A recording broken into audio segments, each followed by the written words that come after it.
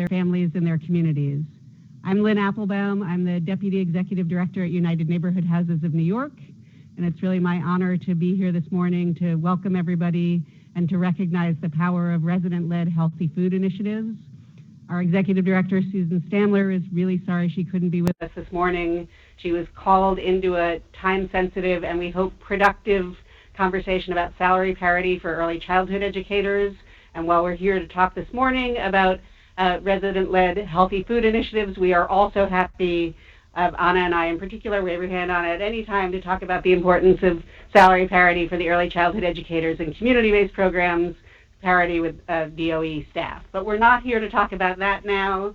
We're here to talk about what New Yorkers living in public housing are doing and can do to change their relationship to food and their relationship to healthy eating. So United Neighborhood Houses is really proud to work with the 4 settlement houses who are here today and the participants in those programs, the members of that community, as well as our partners, the City University of New York Food Policy Institute, which is generously hosting this event, as well as you will hear, has been our evaluation partner throughout this initiative, and our partners at the the Laurie M. Tisch Illumination Fund, which is not, for those of you who have the pleasure of working with them, far beyond a typical funder and really thought partners and our colleagues in this work. So Rick and Michelle, thank you. United Neighborhood Houses of New York is a policy and social change organization. We represent 42 member settlement houses all across New York City, in Albany and Syracuse, which collectively reach more than 765,000 New Yorkers from all walks of life.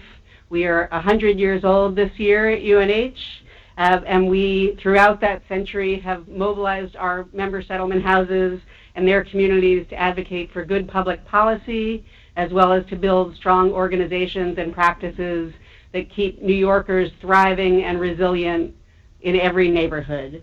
As you'll hear this morning, settlement houses and the members of their communities are successfully creating opportunities for NYCHA residents to get involved in their communities, build bonds across generations that change the way families and communities relate to food. And we hope that that sparks ideas for all of you. These initiatives, which are led by residents of public housing, as you'll hear, fit beautifully with the principles of United Neighborhood Houses and settlement houses. We know that the best ideas and best actions come from community members. We know that the best way to strengthen New York is neighborhood by neighborhood, with programs and organizations that are embedded in communities and bring together people of different generations, different backgrounds, and different perspectives. Settlement houses are places that believe in community building and reciprocity, where everyone is respected and everyone has the responsibility and opportunity to contribute to the organization and their community, and is recognized for their strengths. So you'll see those principles and evidence this morning, and we hope that because you have a chance to learn from people who've led these healthy food initiatives, that you'll be inspired to act. This is a forum not just to share information, it's a forum for action. So we hope everyone leaves here with an idea you can go forth and implement and work with others to implement. That's what we're here to do this morning. So my next job, after thanking you all for coming, is to introduce my colleague, Terry Calvert, who's UNH's Director of Community Engagement and Director of our Institute for Empowered Aging, and among his many talents is the driving force behind this initiative. So thank you. We look forward to learning with you and hearing what comes from this forum.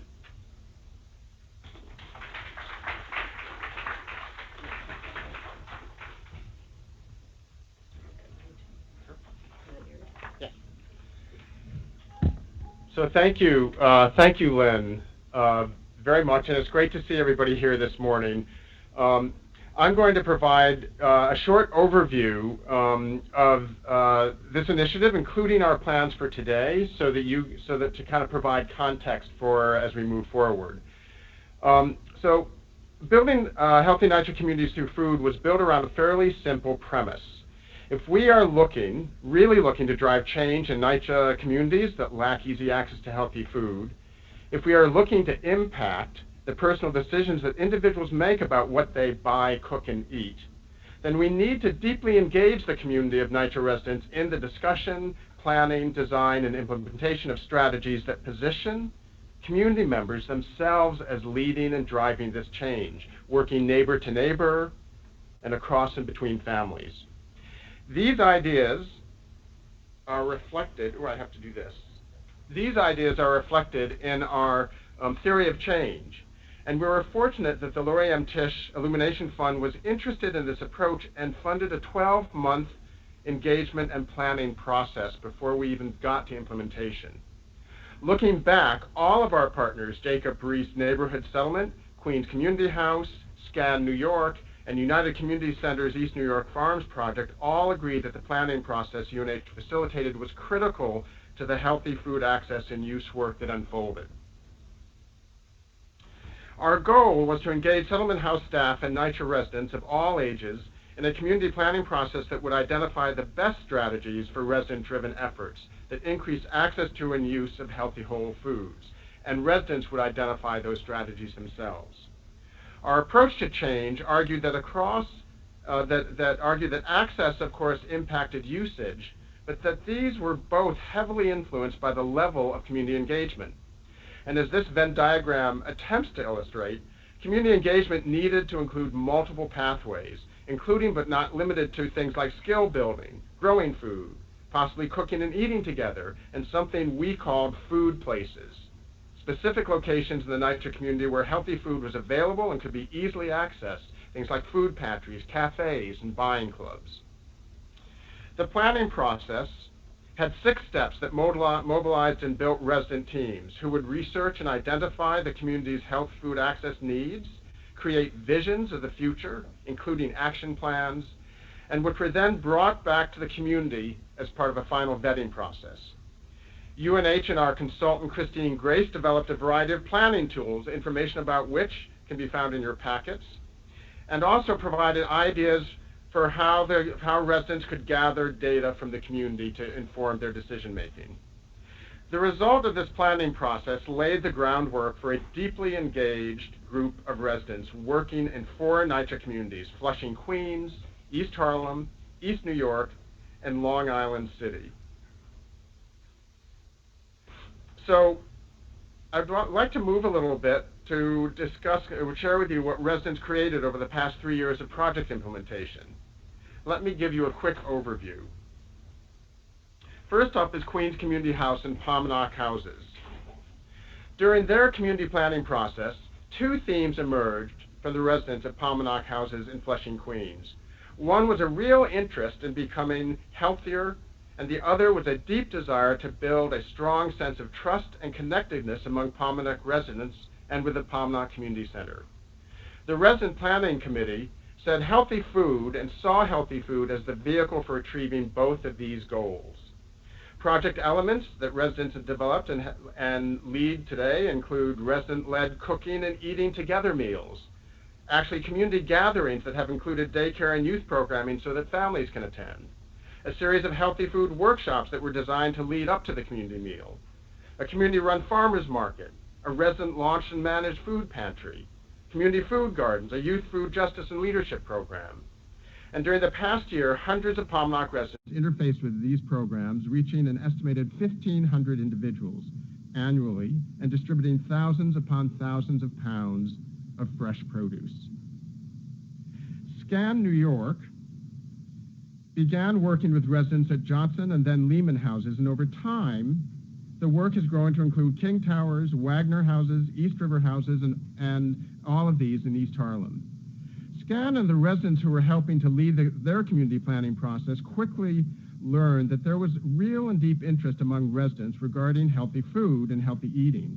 But here, residents felt access was not the real challenge. Rather, the real challenge was affordability, a lack of knowledge about healthier options and cooking skills, and a lack of places to share knowledge and ideas about healthy eating and, with other community members. So as a result, this community planning process resulted in a unique set of elements. Residents helped develop and now run an affordable healthy food pop-up cafe that they call Cafe Express, with the idea that it would be a hub for NYCHA families to gather, break bread, and learn together about healthy eating and cooking. Intergenerational hands-on healthy food cooking labs were developed, as were classes aimed at teens that focused on cooking skills, and Kelly's Kitchen Collective offering cooking and nutrition sessions specifically designed for parents and youth to attend together. Youth became involved in a healthy food training and leadership program through a partnership with CUNY, and youth-led pop-up smoothie cafes were developed, with a cafe popping up in different locations, including Randall's Island during summer festivals. To date, over 1,300 individuals have been involved in program activities through the approximately 300 events that are held annually. And a growing number of youth and residents have assumed healthy eating leadership roles by running the pop-up cafe events, cooking labs, peer-led education activities, which is why so many events can be held annually. Next is Jacob Reese, Neighborhood Settlement and Queensbridge Houses.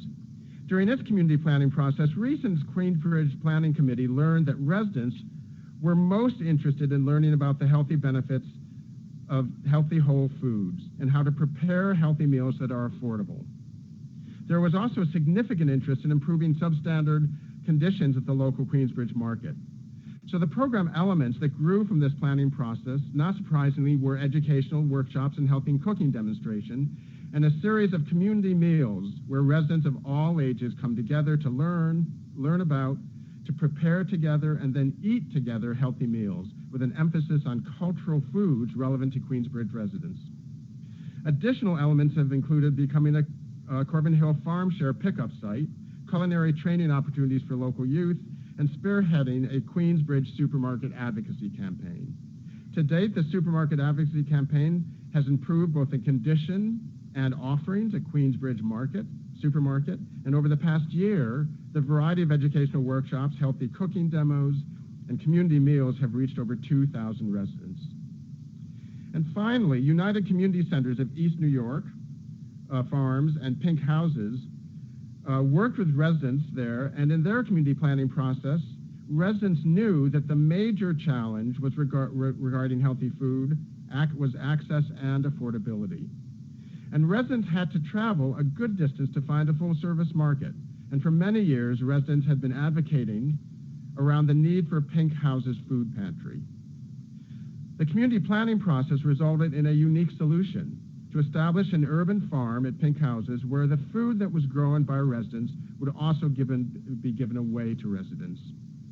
And as a result, residents, with the help of East New York Farms, developed the Pink Houses Community Farm, a resident-led urban farm, and the farm offers weekly free distributions during the growing season, healthy eating and cooking demonstrations and workshops, a young gardeners program, and a community harvest festival and end-of-season celebration dinner, among other programs. And each year, the farm produces an average of 3,000 pounds of food accessed by 800 community residents. Interestingly, all the projects generated other important benefits for the community besides increasing access to and use of healthy food. In the case of Pink Houses, the farm created a physical change in the development, a new safe space that was public, that was physically beautiful, and that promotes outdoor activity and health. In the case of SCAN and their work in East Harlem, the level of interest among young people regarding eating and cooking healthy food offered area youth new pathways away from gangs and gang violence. And for Queens Community House and the Pominock Houses, food has become a community connector, builder, and healer, and the NYCHA Pominock campus is seen as a place of possibility, where residents create gardens, host outdoor food pantry distributions, and come together in other ways.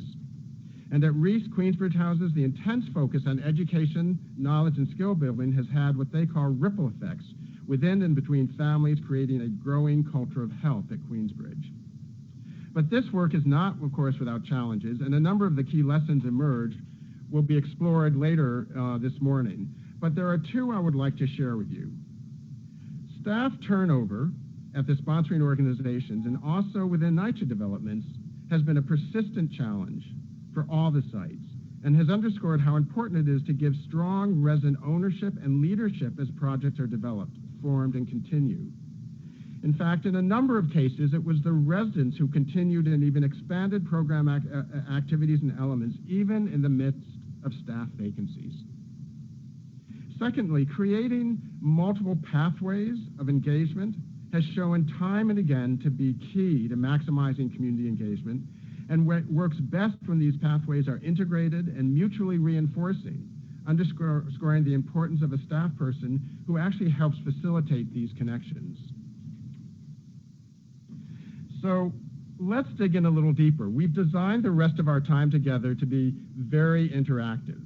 Our goal, we would like all of you to join this effort in some way and help us figure out how to best invest in and extend these approaches that position, empower, and enable residents to be effective and impactful leaders of change in NYCHA.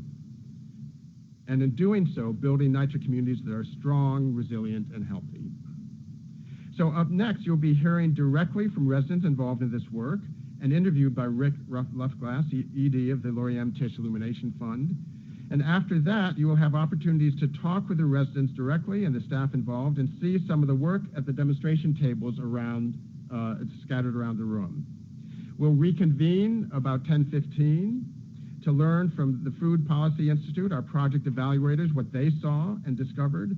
And immediately following, we will break into 3 discussion groups and discussion and planning groups, each focused on a specific topic area that emerged from communities, from the community-driven healthy food work. And you'll see those topic areas in your program. The goal of these groups is to come up with actionable items and ideas for how to make opportunities like this more widely available to NYCHA developments.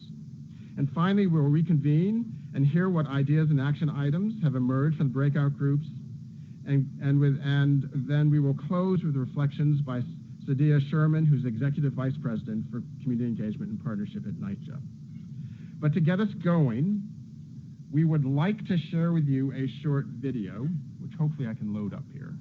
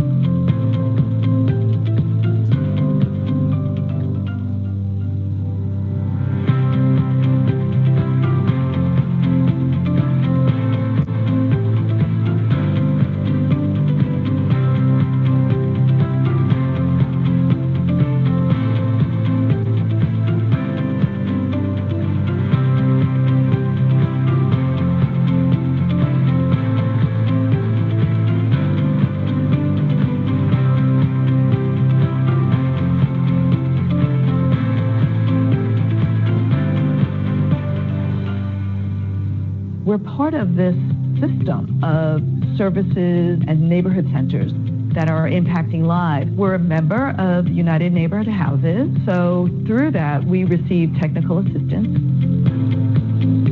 I wanted to learn how to eat foods that would make me feel better because I've had problems with my knees and with arthritis. Everything that I learn, I love sharing it with other people. And the people be so excited when I tell them about this program, they say, I want to come. It's almost like they're activating this other sense of creativity and empowerment that they either had released or didn't even recognize they had. Something that I find really exciting about the Food Access Program is the initiatives that a lot of the community members take in improving it and seeing where there are gaps around how people are being served. Access to healthy food in this neighborhood from a scale of 1 to 10, below 0. I have to go out of this area to go and get some fresh fruits and vegetables. The health initiative is something that once the seniors do it, then they teach it to their children, and then their children will teach it to their children. So it goes down the line. In a community where violence is prevalent, I felt that our teams needed something to refocus them and to know that their lives mattered. The cooking cafe has impacted my life because I'm making more healthy life choices, and if I really like something that you cook, then I would like go home and try to do it myself. If you're eating healthier, that helps you cut down your medical costs, that helps you stay healthy, and you can bring your energy into the community in any place where they need you. There is fresh produce right there in your neighborhood. The more that participate, the more that there can be shared. Consistency is the most important thing for anything. If you want to get the community to develop healthy eating patterns consistently and make life-changing decisions. Just to walk and look and see what can be done in this community to benefit everybody in here. All you gotta do is come.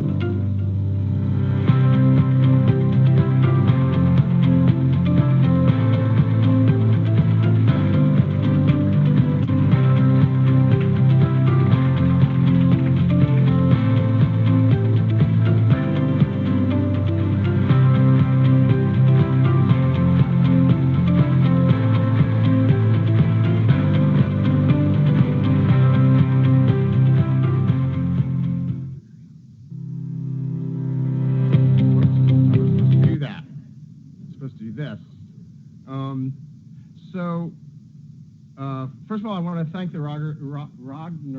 Did I get that right?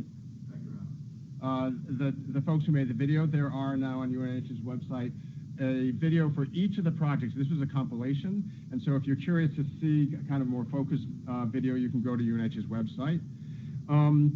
So up next, we'd like to welcome Rick Lufglass from the ED of the Laurie M. Tisch Illumination Fund to come up along with the following NYCHA residents. Is Ms. Jennifer Miller here from King Towers? There you go. Please come up. Rafael Reyes Carreras. Thank you, from UCC, East New York Farms, Pink Houses. Miss Clara Monroe from Palmanock Houses. And Miss Shirley Mitchell from Queensbridge. Please come up and join Rick.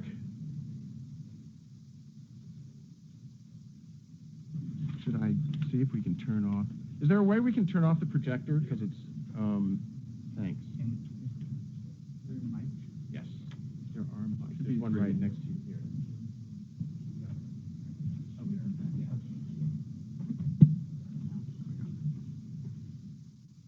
Good morning, everybody. Thank you for joining. I'm very honored to be here on behalf of the Laurie M. Tisch Illumination Fund and to have been a partner with Terry and Susan and the rest of the team at United Neighborhood Houses, which goes back about 5 years when we started the initial discussions and started visiting, in fact, all of the sites that you'll hear about today. I want to ask, who here remembers when they learned in school the 5 W's? Do you remember what the 5 W's were? Who, what, where, why, when. Is that right? I heard that. Exactly. So you heard from Terry the what. You heard about the building healthy NYCHA communities, what some of the initiatives were. You heard about the where, which is at the 4 communities, Palmanock, East New York, Queensbridge Houses, and East Harlem. Thank you. And you heard about the when, which is over the last 5 years. What I wanted to talk about was the who and the why. And the who are the 4 individuals here that you'll get to meet and hear from. And the why is why they got involved.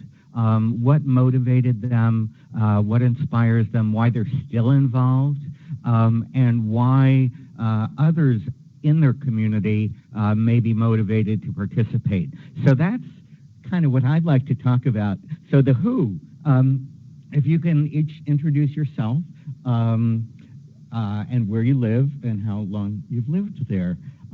Sarah, can we start with you since you're close to me? Here's the microphone. Good morning. My name is Clara Monroe, and I live now in Leicester housing. So from there, I lived in Paminac for almost 26 years before I moved. So getting involved with the community, I've always been a community worker. But most of all, because there was so much things that really need to be done, which was eating healthy. And that was my number one goal, and started from there. That's how I got started. My name is Rafael Reyes Quiroz. I've lived in pink houses for about 20 years now. I got involved because I saw a friend Snapchat. She's a manager at the farm. Oh, she was a manager at the farm. And so I saw her on Snapchat, and I said, oh, there's this farm right here in the neighborhood. I never noticed it before. She said, hey, why don't you come down and help volunteer? And so that's how I got involved in that initiative. And since then, I've continued to be involved because I enjoyed farming. I really developed a liking to planting and weeding and doing all these things. And I just say because I enjoy doing it. Okay. So, can I greet you the way I normally do my kids?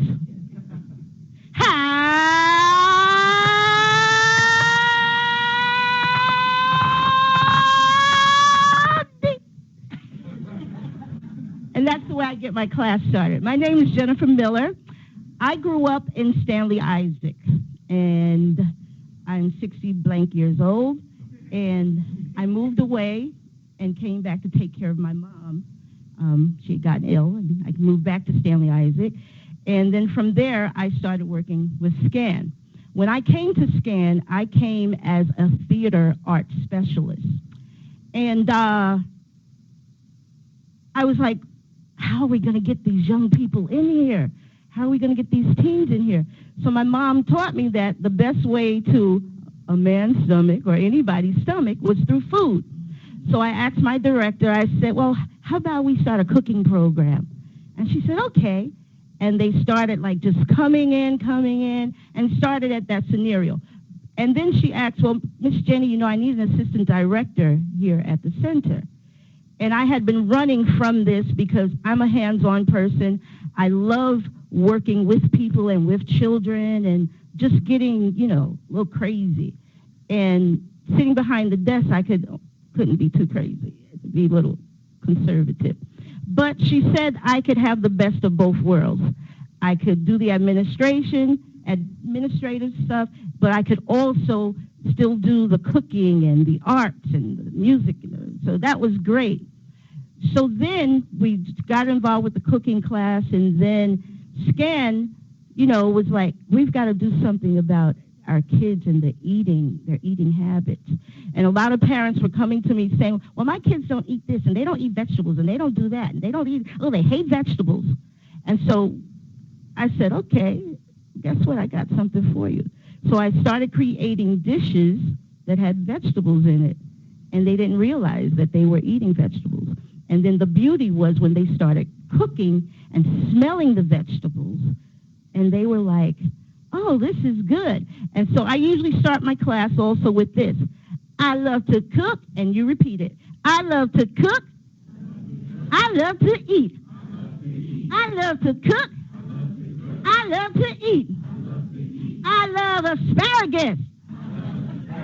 I love rutabaga turnips. Now imagine this is kids, right? And even some of you don't like these vegetables, and their faces are like that. And then I'll break something. I love pizza. And then they go, ooh, yeah. But then I bring into whatever it is that we're cooking that evening. So I'll say, I love broccoli, or I love mushrooms. But then after they put this thing together and they're eating it, they're hooked. And so the parents have stopped saying, my kids don't eat vegetables. They're, Miss Jenny, how can we make this? Thank you. Hello, my name is Shirley Mitchell, and I'm from Queensbridge Houses, and I've been there more than 40 years. I grew up there in the 50s, and then I moved away later and got married. And then as a single parent, I came back to be closer to my family that all lived in that area. I stayed there. I raised my daughter there.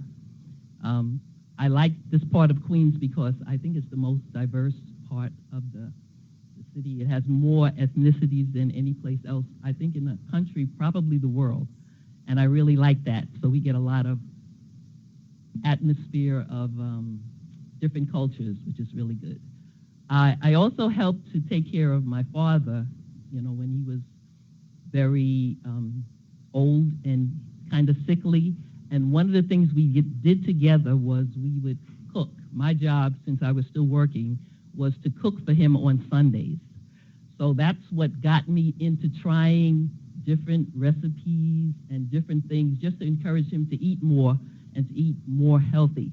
When I came to the center and I met Janelle, her focus was to get us to eat more healthy foods, to try different vegetables. She got us involved in Corbin Hill, which is a farm, and we'd get the farm products and bring them in, and they were so beautiful and so different. They were enticing you to try different things. My occupation was illustrator and an artist, so the idea of cooking as an art form really appealed to me.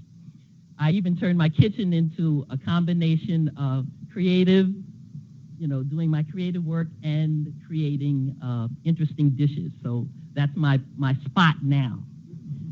I think it's really important for people to eat healthier, to stay healthier, to feel healthier. Myself, I can feel the difference in how my joints feel, in how much energy I have, in just a lot of things that I was taking for granted. And even when I was taking care of my father, the healthier foods actually made him feel better, and the tastier foods excited him. So I think it's very, very important for people to pay more attention to how they eat, what they eat, to the time and energy they put into preparing their food. Because when we prepare food at the center, when we have Eat With Me program at the center, when we come in as a group, we laugh, we chop vegetables, we taste food, we sneak food before it's finished. It's tasting, and it's really enjoyable. So it's not just what you put in your stomach, it's the whole idea of working as a community and making food a focal point, because everybody has to eat. Everybody has to eat, and making it a focal point and putting more emphasis into that instead of running to a fast food place and just throwing anything into your mouth just to, you know, to be full, to be mindful of what you put in your stomach and to share it with the community. We try to, I have a daughter, and I try to have her eat healthier and pass it down. I have great nieces and nephews, and we try to get them to eat healthier too, just to make them, I don't know, more aware of what's important, you know. Spend your time doing the stuff that you need to do every day for your well-being instead of on a lot of nonsense. I'm going to turn back to Clara to hear about Paumanok, and specifically when this initiative started in 2013 with the planning process, the organizations, the settlement houses, first went out and identified what was already sort of getting off the ground, and at Paumanok there was a brand new resident-led farmers market that was just kind of 2012 it started to form, and Clara, I believe, was one of the drivers for that. And then more recently she started a food pantry with fresh food, coordinating with Trader Joe's and Whole Foods in Flushing. And I was curious to hear about how you created that relationship and built that over time. Well, it started partnership with Queens Community House, number one. And then I started this pantry almost 8 years ago at our church. And after our partnership with the Queens Community House, they wanted a pantry as well. So I asked if it was okay if I could bring the food there and start it. So therefore I did. Trader Joe's give us over 100 pounds of food all day, a week. I go there 4 times a week and pick up food. It's all fresh vegetables. We get fresh produce. We also have meats, and every week it's a different thing. But most of all is trying to build the community better, eating better, having better foods, and Trader Joe's has the best. So I cannot ask for anything in the better because they really, truly give to our community. That's what we call give back. And our children also working very diligently with them, trying to teach them how to grow their own vegetables.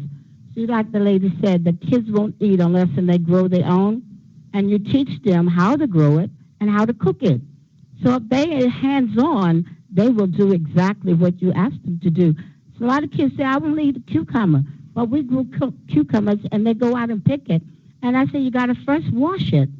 They says, oh, we can eat it like this. I said, no, you have to wash it. But that's how you get kids involved in things that you do. And it's very healthy for them if they involve themselves. Okay, the next thing that we do is now is trying to get the kids involved in not just growing vegetables, but bowling, all the activities to keep them out of trouble. So I work very hard with the kids to try to keep them out of trouble. I feel like that if I feed them good, they will give back to the community as well, teaching them how to, even with the pantry, getting them involved in giving out the foods and what have you. I bought some things today to show just what we do, what we give out, even herbs and how to cook with fresh herbs and things. I see the lady has a spread on the table, and it looks very good. Green vegetables are awesome if you try it. And Clara brings out a point with healthy food initiatives. There are benefits on multiple levels, personal, community, and family.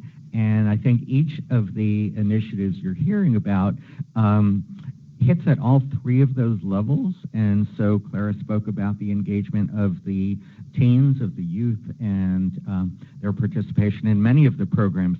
I'd like to turn to Raphael because you volunteered for the farm for 3 years or so. What got you involved? Well, like I said before, the farm had been there for a few years before I even noticed it, and I live right next door to it. So I wasn't really paying attention in my neighborhood at the time. What got me involved at the beginning was that I saw on my friend's Snapchat that she was at a farm and they were hosting a community event there. And so I said, oh, that's really cool. How long has it been there for? Can I help volunteer? And she said, sure, you can come down a few days and help volunteer. And so it became a sort of hobby for me at first. I would go help her out, talk to her, hang out with her. And over time, I started to involve myself more with the different projects in UCC, in East New York Farms. And it's sort of become this thing that I do now. I go there every week, I volunteer, I try to learn all different skills I can, and I just try to help my best in getting the farm to produce as much food as they can and to give it out to the community. And have you gotten other friends involved? Well, most of my friends don't live in East New York, to be honest. And most of them actually live really far away from East New York. So it's really difficult to get anyone to come over and to help in the farm. But sometimes people do come and volunteer at the different farms within East New York Farms, but not specifically pink houses, though. You want to see that initiative grow in future years? Do you have particular ideas that you'd like to see come to fruition?